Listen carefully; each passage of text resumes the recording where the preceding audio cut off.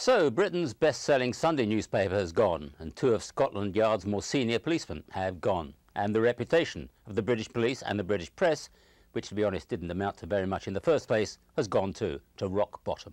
And the great British phone hacking scandal has destroyed one other thing too, the image of Rupert Murdoch.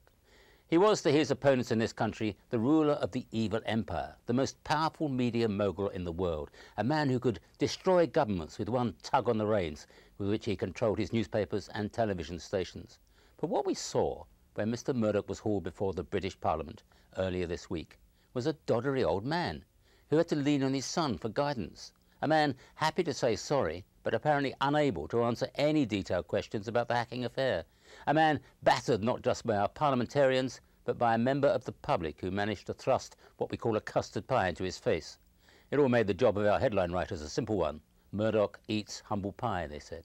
But this scandal has just been the latest in a series of scandals here that have confirmed the prejudices of those who say this country is finished.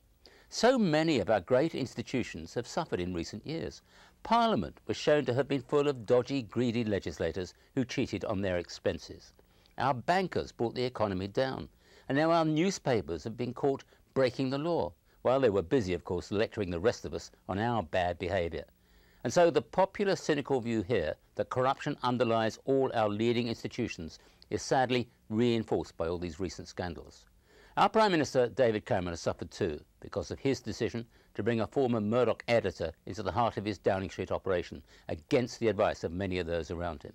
Chances are Mr. Cameron will ride out this storm, but his greater task is to persuade the British voters that there is now anyone in power who can still be trusted. This is Peter Allen for CBS News in London.